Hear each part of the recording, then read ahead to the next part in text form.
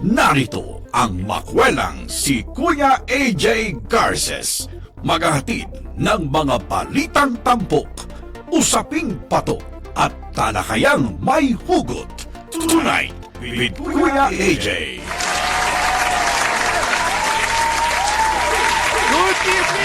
Good evening, mga kababayan. At ito na ang inyong programa tuwing gabi. Ngayon ay Thursday, July 30. Ha? Kayo ay nanonood sa programa Tonight with Kuya AJ. Ayan. Di ba? At syempre, binabati natin ng napakaagang mga pagbati ang mga kaibigan natin sa Baguio City, dyan sa area ng Lourdes. Yan. Kumusta na kayo dyan? Habang nakataas yung pa, nagkakape. Di ba? Relax na relax. At medyo maginaw. Medyo maginaw-ginaw. At siyempre, sa mga kababayan natin naglalakbay pa, yan, nanonood sa ating Facebook Live, YouTube Live, at iba pang live. At salamat sa inyo at sa pagtutok. Ayan, ay mag-like lang. Pwede kayong mag-shoutout, mag-iwan ng message nyo. Ayan, siyempre, ang patuloy natin pag-uusapan at lagi natin kinoconsider mga napapanahong mga issues. Ayan, na may impact. Ayan, may impact sa ating pang-araw-araw na buhay. Lalo na kung pag-uusapan natin ang edukasyon. Ano ba ang edukasyon? Yan, no? Ang edukasyon, siyempre, yan ang pagkuha ng kaalaman. Siyempre, para magkaroon ka ng mga dagdag na kaalaman, magkaroon ka ng papel, diploma, at parang magamit mo ito sa iyong future. Diba? Bilang kabataan, kailangan nag-aaral tayo ng mabuti. Pero dito sa Baguio City ay kilalang kilala ito sa mga magagandang eskwelahan. Pag-uusapan natin yan pagkalipas ng paalaala galing sa ating himpilan. Nagkabalik pa ang programang Tonight with Kuya AJ. Be right back!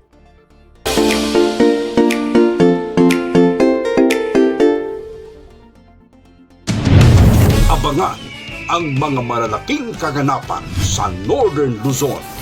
Ihahatid ng Net25 Baguio. Mata ng Agila. Northern Luzon. Lunes hanggang Biyernes, alas 4 ng hapon. Mapapanood sa Net25 Baguio Facebook page at YouTube channel.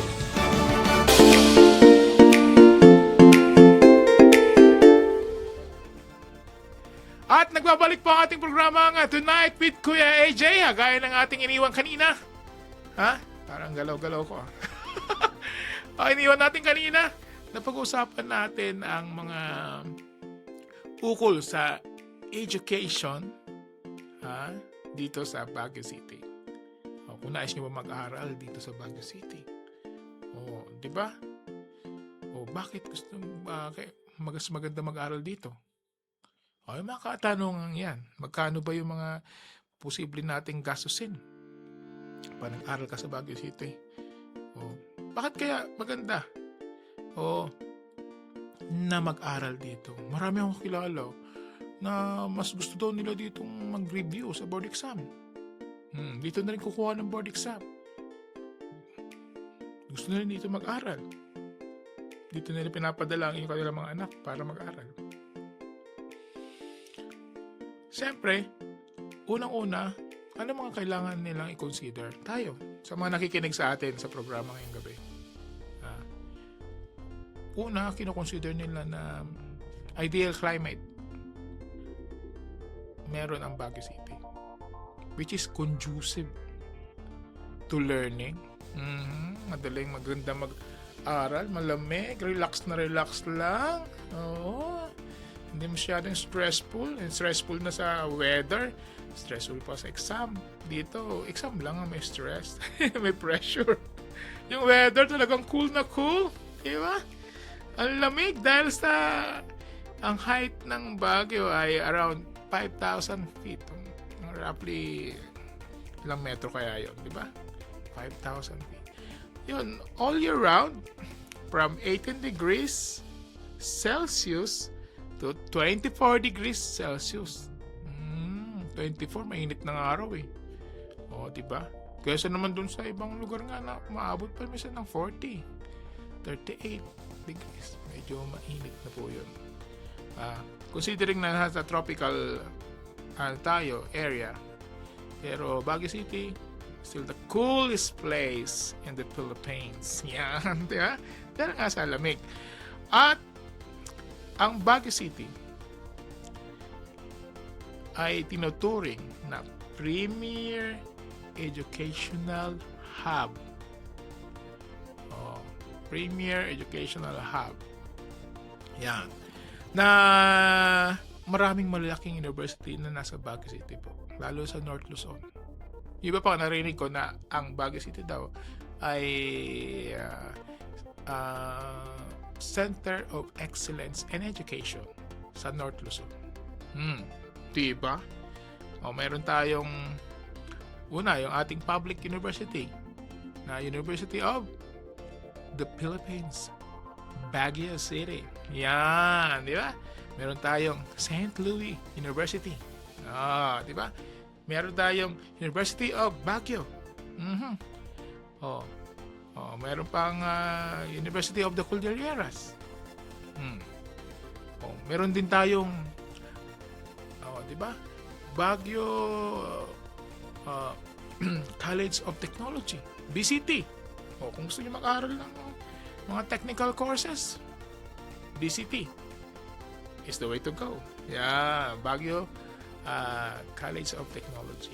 Diyan lang sa Harrison. Makikita niyo kagad dyan. Sa Harrison Street. Yan. Kaya, paborito na punta ng Baguio. Mag-aral, maraming courses, magandang klase ng schools. Yan. At, siyempre, yan tayo rin ang budget nyo pag papasok kayo sa mga itong malalaking schools na binanggit natin. Maliban lang sa UP na libre ang tuition. Diba? Pero, siyempre, pag pumunta ka rito, marami pa rin gustong i-consider. Una, siyempre, ito na, pag-usapan natin yung medyo extrang gastos. Diba? Mag-rent ka ng lugar. Boarding house, pinaka-affordable na boarding houses. Bed space. Bed space.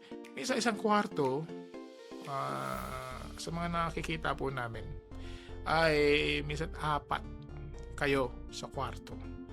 At 4,000 to 5,000 each. Depende yon sa package. Ayan. Sa package, ano ba? Kasama, internet, kuryente. Pero minsan, bila nag-o-offer sila, di ba, yung mga landlords ay may sa unang lipat may libreng gasol. Di ba? So, may mga ganun silang promo di ba? Depende rin kung may dala kang sasakyan, kailangan ang kukunin mong lugar ay may parking. Pag may parking, medyo premium yan. Parking ba ng motor yan? O parking yan ng sasakyan? So, kailangan inquire mo rin yan. So, yung mga gastos na ganon. Siyempre, madalas na may kasama ng Wi-Fi services, yung mga kuryente. Kuryente sa Baguio ay napakamura to consider dahil hindi mo kailangan mag-aircon. Di ba? Kaya mura yung kuryente. Kaya lang, pag minsan may malakas ang hangin, may bagyo, nag-brown out din. Nag-brown out din. Pero minsan may mga schedule, minsan may mga unscheduled power interruption. Yan, di ba? So, kailangan handa tayo. May nangyari talaga yan kahit sa lugar. Lalo kung dependent kayo sa internet, so bili na kayo ng mga gadgets na pwede nyong gamitin pag nagkaroon ng mga brownouts. Yan. Ngayon, pag-usapan naman natin, ano pa yung isa sa mga dahilan kung bakit naaakit ang mga magulang o yung mga estudyante mag-aral sa Baguio, meron tayong tinatawag na safety and security. Sa Baguio po ay kahit tayo ay highly urbanized city, tayo ay isa sa mga tinuturing na safe na city. 'Di ba? So, yung mga magulang, yung mga estudyante, nagkakaroon kayo ng peace of mind na okay lang na tsaka mag-aral. Safe naman dyan. Kahit gabi ka umuwi. Pero, ang sinasabi nga po natin mga kababayan, huwag tayong pakampante. Diba? Huwag tayong masyadong relax. Kailangan din tayong gumawa ng maging observant sa paligid natin, lalo pag gabi na kayo umuwi. Kailangan dagdagan ninyo ang talas ng pakiramdam. Yeah, di ba? Kasi you never know eh. You never know. Pag masyado kang relax dyan na yung time na baka masingitan ng mga masasamang loob. Kahit sa namang syudad merong ganun. Pero ang tinatawag nila dito ay sa Baguio talagang feel safe ka. Mabilis yung autoridad dito. May 911 din dito. Di ba? Tatawag ka lang. Ayun, may mga mag-a-assist sa'yo. Yan. Kaya mas maganda pa rin na mag-aral sa Baguio. Magkaroon ka ng peace of mind. Di ba? Pag-aaral na lang intindihin mo. Pero dapat kailangan watch out ka rin at kailangan observant ka rin sa iyong paligid. Yan. At isa pa, paglilingkod natin kung bakit may mga kababayan tayo, mga magulang, mga estudyante na talaga nagkakayayaan na mag-aral sa Baguio City, dito sa ating mahal na syudad. Ang Baguio ay rich in indigenous culture. Nilagay tayo ng UNESCO as creative city. Diba? Anong meaning ng UNESCO? Taas nga ng kamay. May taas ng kamay ton. Alam mo meaning ng UNESCO? Nung bata ako, uso yan eh. Tinatanong-tanong kung ano mga meaning. Diba? Tanong natin kay Ate Darla. United Nations Educational and Scientific and Cultural Organization. Biro mo yun, no? Sila po naglalagay sa mga syudad, sa mga lugar na protective areas. Diba? Like may mga areas tayo, mga lumang buildings na hindi pwedeng galawin. Siyempre, yung local government mismo, yung National Commission of the Arts, diba?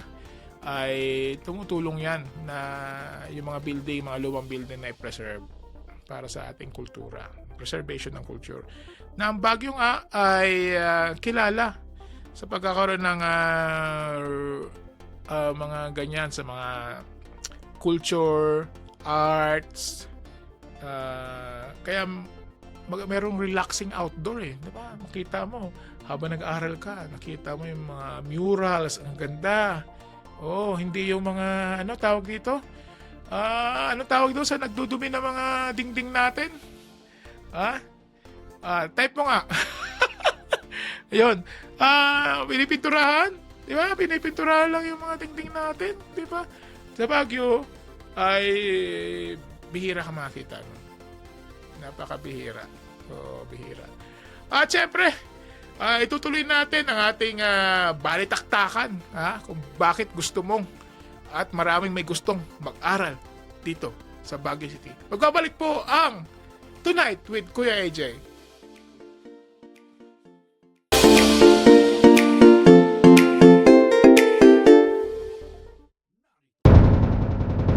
Isagot kada kayo ni Net25 Baguio.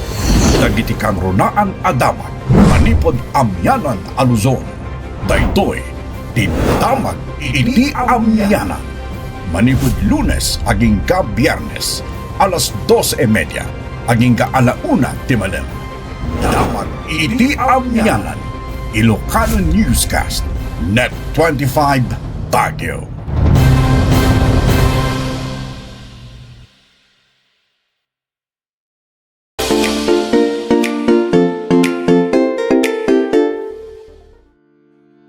Ayan, welcome back po sa ating programang Tonight with Kuya AJ. Ngayon ay Thursday, July 30. Di ba?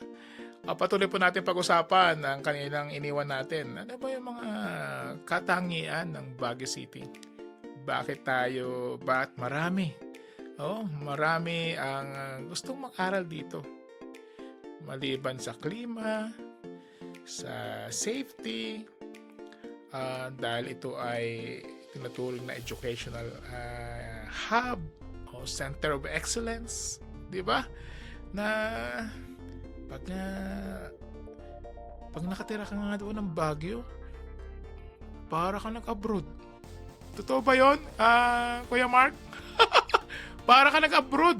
Pag galing ka ng Baguio, parang nag-aantay sila sa'yo lagi ng pasalubong. Di ba? Oo. Parang kunti na lang bigyan ng visa yung Baguio para abroad ka eh. Sabi nga nila, baka magastos talaga ang Baguio. Kasi nga sa dami na makikita mo maganda. Maraming cafes, maraming restaurant, magandang mga schools. At syempre, sa mga estudyante na naghahanap ng budget-friendly living. Kung kayo ay nakatira o ikaw ay dayo. Kasi nga, siyempre kung galing ka ng Metro Manila, ng mga neighboring provinces, minsan minamit nga ako dito, mga taga-galing pa sila sa Zamboanga. Gusto nila mag-aral dito. Di ba? Pero, dahil nga ang Baguio ay okay naman ang presyo ng mga accommodations. Like yung binanggit natin kanina, 4,000, 5,000, all in na. Oo, all in na. Kailangan mo lang piliin yung right place for you, di ba, na malapit sa school. At, syempre, maraming uso, di ba, na narinig ko, budget-friendly mga kainan. Lagi ko narinig yung di ba, yung tinatawag nila, student meal. Di ba? Budget meal. Nakikisali lang ako minsan eh. Student meal, tinitingnan ako. Student kayo, sir? Sa akin, sir, baka naman hindi kayo estudyante. Estudyante pa ako. Yeah. Pero mura. Mura. Na may mga kainan po talaga na student-friendly, budget-friendly. Kahit makita mo, mahaba ang pila. 11 o'clock pa lang, pumipila ka na eh. Dahil nga gusto lang magandang serving, malinis. Yan. So, kailangan nyo na ma-consider natin, especially, kailangan nating i-stretch yung ating mga allowance. Di ba? Na pinapadala sa atin. Di ba? Kailangan nating i-consider yon. Yung lapit ng lugar, lalo na kung kumukuha tayo ng tutuluyang mga lugar, kailangan malapit sa eskwelahan. Mas maganda kung ito ay walking distance. Ay nako, pag sinabing walking distance, sabi ko nga kanina sa nakaraan natin mga programa, pag sinabi nating walking distance, pag may sumabi sa'yo, dyan lang, yan na. Madalas nakikita ko sa social media, napansin po namin na pag sinasabing dyan lang, like yung mga kaibigan natin, mga namamasyal na mga bisita natin sa Baguio City, nandyan sila sa may Burnham, di ba? Burnham Park, nandyan sila sa Harrison Street, yan. Nakita nila, tanaw na nila yung SM, ganyan, no? Tanaw ko na, lakarin na natin. Ayun. Sabi nila, ba't ganun? Habang naglalakad tayo papalapit doon, parang lumalayo siya. Kasi nga po, hindi po ang kalsada ng Baguio ay may paakyat. Bihira yung diretso. O laging bababa ka, paakyat. So, sa mga gusto mag-aral sa Baguio City, bibigyan po namin kayo ng mga tips. 'Di ba? Kung ano yung mga binanggit nating school kanina, ano yung mga kilalang specialization nila. Gusto nyo? Gusto nyo marinig? Para magkaroon kayo ng idea kung saan nyo gustong pumasok. Siyempre ito ay isa lang na pag-usapan lang. May mga survey, may mga natatanong. Kung ano yung eskwelahan na yan, ay doon sila magaling. Pero siyempre nasa inyo pa rin yan. Nasa inyong pananaliksik. Lalo kung may mga kaibigan kayo, mga family members na doon na rin nag-aral, madalas doon na rin sila pumapasok. Like yung University of the Philippines, Baguio, UP Baguio. Kilala sila sa mga social sciences, humanities, at iba pang klase ng tungkol sa science, physics, BS Math. Yan. Diba? Sabi nung kapitbahay namin BS Math din ako Anong BS Math? Bobo ako sa math. BS Math pala. Ayan St. Louis University, tinatawag po madalas pong tinatawag ito sa abbreviation na SLU. Yan. Ito ay kilala naman sila sa mga engineering, medical, saka business programs. Engineering, medical. Yan. Sa UV, University of Baguio naman ay kilala sila sa criminal justice, yung mga nagpupulis. Yun. In nursing din, dentistry, saka mga HRM. Hospitality management. Yung UC naman, University of the Cordilleras, ay kilala sila sa accountancy, sa law, architecture, saka engineering din. At meron pa dito. Alam nyo bang sa Baguio rin ang Philippine Military Academy? Gusto nyo ba magsundalo? Doon. Diyan kayo mag-inquire. May website sila. Doon kayo pwedeng mag-apply, mag-inquire kung paano maging PMA cadet. Dito yan, sa Baguio.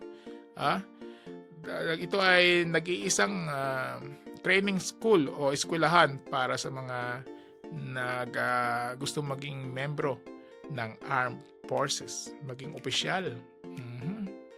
Ang tawag nila doon ay dito sa Fort del Pilar. Yan, PMA. Tapos meron din yung Pine City Colleges. Nursing, medical lab, di ba? Saka allied health sciences. Yan mga pwede nyo pagpilian. May iba pa pang schools na pwede nyo research. Siyempre, depende yan sa inyong, consider nyo rin, siyempre, kinoconsider din nila yung mga budget. Kailangan naman pag ano nga pala, sa ibang eskwelahan, tanungin nyo lang kung sila ba ay trimester, di ba? Napakabilis ng programang yun. Pag 3 beses ka sa isang taon, 3 yung pasok mo. Di ba sa iba, semester lang, 2. First sem, second sem. Sa kanila, 1, 2, 3. Minsan, 1 week lang ang pahinga. May bago ka namang klase. Pero mabilis. Mabilis kang makaka-graduate. Lalo pag sinummer mo pa. Di ba? Ang bilis. Pero yan ay kailangan mo i-consider ang budget. Kailangan. At yung mga schools na po ito ay nabanggit natin kanina, may mga eskwelahan na patuloy na nagbibigay ng scholarship program. Inquire lang kayo. Minsan naman pwede ka maging student assistant. May mga kilala ko na nagiging student assistant at doon na binibigyan sila ng scholarship. Apart na kanilang service ng scholarship ay pagiging student assistant. Nagsisilbi sila sa eskwelahan sa mga vacant hours nila. Siyempre, kukunin yung schedule mo, magsisilbi ka sa university in exchange. Yun, parang scholarship na rin at makakapagtapos ka. Di ba? Diskarte lang yan. Di ba? So, kailangan nating pag-aralan lagi yan. So, yung paglipat natin ng lugar para mag-aral ay isa yan sa malaking desisyon na ginagawa natin bilang natin sa personal. Ito ay desisyon ng pamilya. Kaya kailangan pag-usapan natin kasi sayang lang naman kung hindi natin matatapos ito. At sa mga nag-aaral naman, katuloy tayo mag-aral ng masipag, matyaga, para sa ating future. At ito ay regalo na rin natin sa ating mga magulang. At yan po ang ating programang Tonight with Kuya AJ. Shout out sa ating mga kaibigan. Kuya Larry, Ate Darla at Kuya Mark. Ayan, nakikinig sila sa atin. Siyempre, si Sister Cora Garces. Ayan, number 1 fan natin yan, siyempre. At sa lahat po ng patuloy na nakikinig, ayan, like and share. Ayan, mag-comment para kung ano pang gusto nating pag-usapan. Mag-comment kayo, mag-message kayo sa ating social media pages. Yan. At hanggang sa susunod pong pagkikita natin dito sa programang Tonight with Kuya AJ. Bye! Tonight with Kuya AJ kasama si Aldrin Garces. Patuloy niyong subaybayan ang mga talakayang tapat, impormasyong lapat at sapat sa panlasa ng taong bayan. Dito lamang sa Net25 Baguio. Tonight with Kuya AJ.